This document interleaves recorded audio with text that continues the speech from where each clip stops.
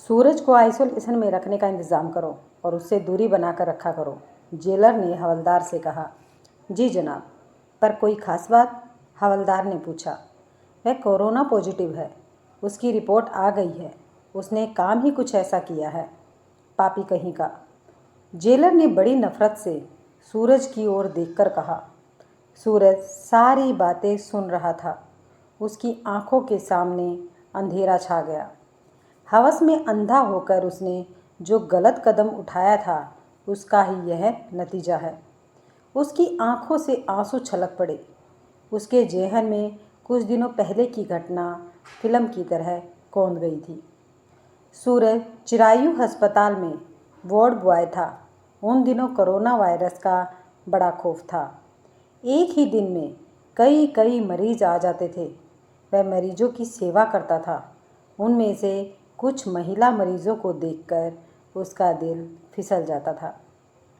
कई बार वह लड़कियों और औरतों से छेड़खानी भी कर लिया करता था। चूँकि मरीजों के बिस्तर के चारों ओर पर्दा लगाने का इंतज़ाम होता था और मरीज की निजता के लिए पर्दा लगाया जाता था, इसलिए सूरज पर्दा लगाकर छेड़खानी कर लिया करता था। गांव देहात से आई औरतें तो ज़्यादा विरोध भी नहीं करती थी।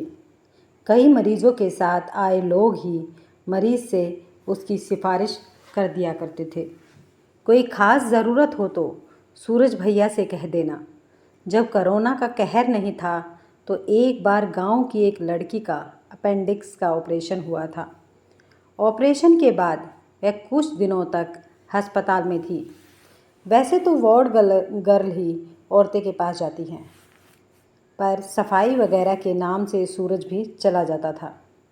वह पर्दा गिराने के बाद उस लड़की के साथ जमकर छेड़खानी किया करता था। वह उसका हाथ हटाती ज़रूर थी, पर कुछ कहती नहीं थी। दिन में उस लड़की की माँ विजिटिंग आवर में उसे देखने आई थी, तो उससे कहा था कि कोई ज़रूरत पड़े तो सूरज भैया से कहना। वह लड़की गौर से सूरज को देखती रही। उसके चेहरे पर नफ़रत के भाव आ गए। पल भर को सूरज को लगा कि वह लड़की अपनी माँ को सारी बात बता देगी, पर उसने ऐसा नहीं किया। माँ ने भी उस लड़की के चेहरे पर आई परेशानी के भाव को देखकर सोचा कि ऑपरेशन के असर से ही ऐसा हुआ है। ऐसी कई घटनाएं हुई थी और सूरज बचता ही रहा। इससे उसकी हिम्मत बढ़ती जा रही थी। उसे उकसाने के लिए एक सफाई मुलाजिम रामू था। वह खुद तो ऐसा कुछ नहीं करता था, लेकिन उसे ज़रूर भड़काता रहता था। पर आखिर एक दिन पाप का घड़ा भरना ही था। कोरोना काल की बात है। एक दिन एक मरीज औरत को लेकर सूरज का दिल बड़े ज़ोर से धड़कने लगा। वह तकरीबन 30-35 साल की रही होगी। कोरोना पॉजिटिव होने के चलते उसे अस्पताल में भर्ती कराया गया था। उसका नाम सपना था। सपना सचमुच एक सपने की तरह ही थी। वह गजब की खूबसूरत थी। बीमार होने पर भी बड़ी आकर्षक लग रही थी। उसकी बड़ी बड़ी आँखों में भी गजब का नशा था। उसका गोरा रंग खिलते हुए गुलाब की तरह लग रहा था। जब बीमारी में वह इतनी सेक्सी लग रही थी, तो ठीक रहने पर कितनी आकर्षक लगती होगी। जब से सपना आई थी, सूरज के जहन में बस वही बसी थी। सेवा तो वह सभी मरीजों की कर रहा था, पर बार बार उसके इर्द गिर्द घूमता रहता था। किसी न किसी बहाने से उससे बातें करने की कोशिश करता था। सपना भी उससे बातें कर लिया करती थी। आग में घी डालने का काम किया रामू ने। बेड नंबर 405 की पेशेंट को देखा। भाई, एक बार मिल जाए तो जन्नत का सुख मिल जाए। रामू ने फुसफुसा कर कहा, तो जा ले ले जन्नत का सुख। मना किसने किया है? सूरज ने उसे दुगड़ा। कहा, भाई मैं तो सफाई करने वाला हूँ। सफाई करना ही मेरा काम है। आप तो बहुत कुछ कर सकते हो, आप ही मजे लो। रामू ने सूरज को चढ़ाया।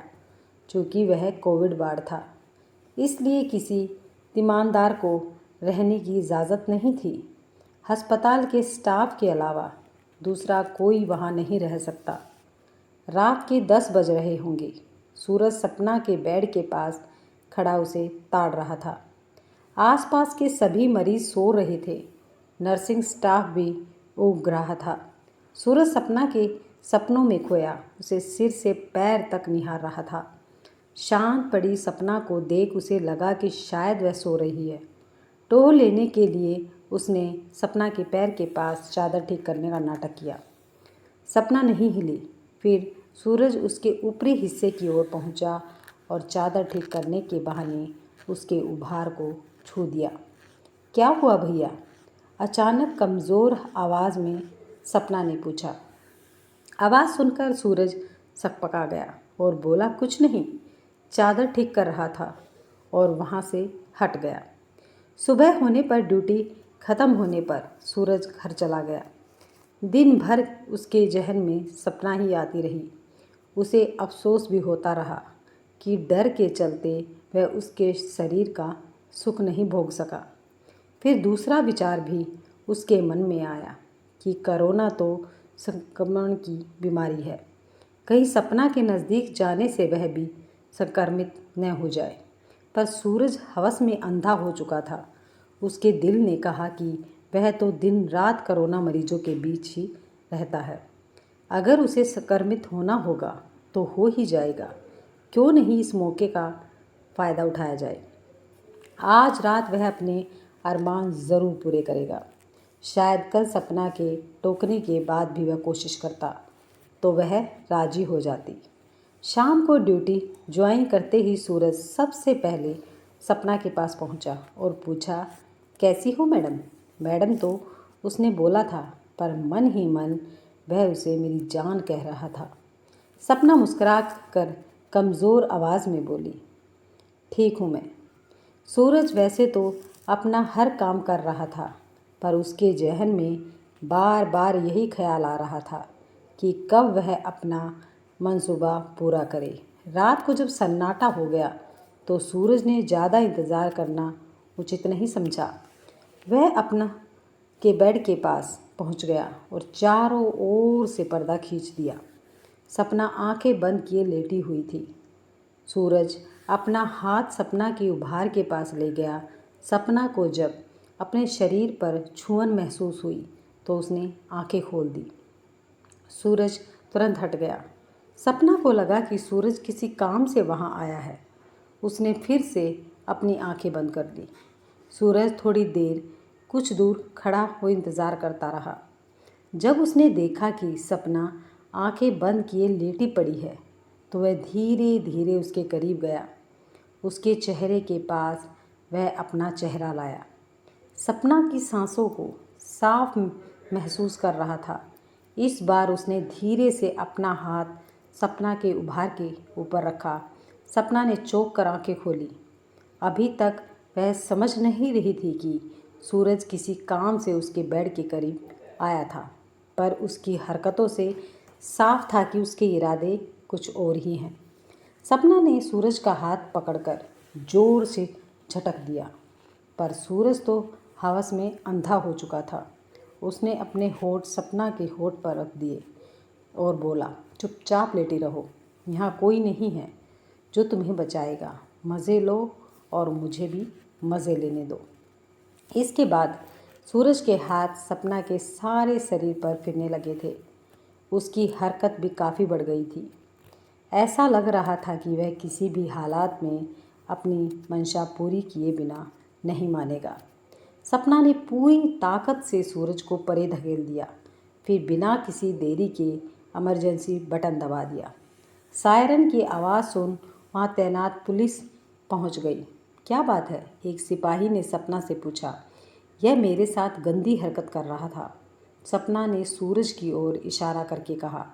इस बीच सूरज वहाँ से भागने की कोशिश करने लगा, पर सिपाही ने उसे दबोच लिया। इसके बाद न सिर्फ वह पुलिस की गिरफ्त में था, बल्कि कोरोना की गिरफ्त में भी आ चुका।